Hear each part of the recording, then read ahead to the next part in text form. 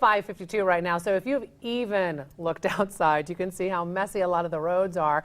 So, you know what? If you've been in your car, you've probably slipped and slid at least a little bit since we've seen all this snow. Yeah, hopefully it's not a lot that you've been doing. Yeah, right. And some of these safety issues come down to what you do and what you know behind the wheel. So here to help us with some driving tips is Mike Vester from Discount Tire in Nampa. Thanks for waking up early. We know you guys, you're not open this early, but you sure got up early to come with us. Gotcha. So we're going to be talking a little bit about these tires coming up later in the show because there's simple things that you can do to check your tires, make sure that you're ready. But first off, we want to talk about, actually driving. There's a lot of snow on the road right now. Mm-hmm. Some places ice, some places it might be water from, the treatment that they've done. What are some of the basic things that people need to keep in mind when they're out there and kind of maybe slipping around? Some of the main things you want to do is just make sure you have plenty of distance between the car in front of you. Slowing down, tap on the brakes, don't just slam on your brakes. Mm-hmm. Mainly just give yourself a lot more time than what it normally takes to be able to maneuver. And I think slamming on the brakes, sometimes that's a reflex. People are like, oh no, I'm not going to stop.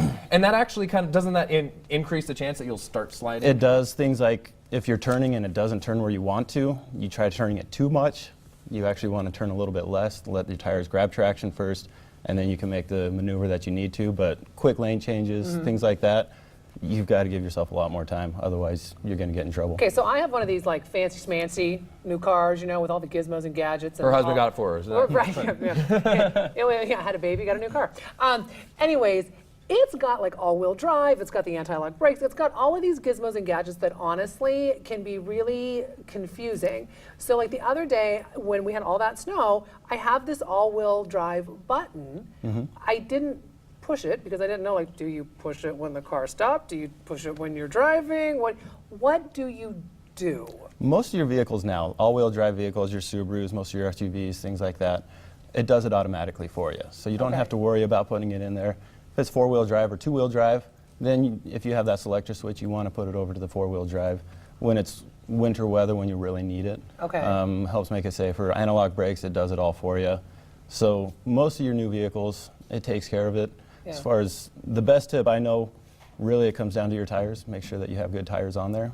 And does that affect the anti-lock system with your tires? Because you can hear it and feel it with that anti-lock system. If your tires aren't up to speed or aren't up to the rating that they need to be, if they are worn out, your analog brake system is not going to do anything for you. Because really the only thing touching the ground, giving you that traction that you need, is your tires.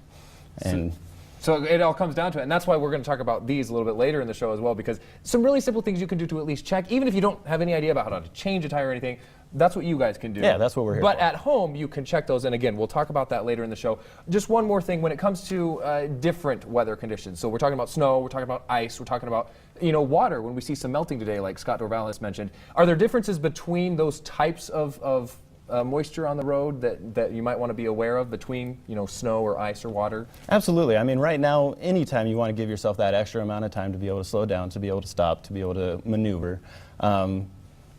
And again, it really does come down to the tires. If your tires are up to the task, you're going to be okay. If your tires are down to the point where they're not going to be able to evacuate the water or the snow, you're going to have some issues. And coming up, let's talk also a little bit about whether you really need snow tires opposed to those all seasons, because there's a big debate about that. So Absolutely. We'll ask you that question coming up. Fantastic. All right, so thanks for being with us. Keyword, slow. Take your time and don't slam on those brakes.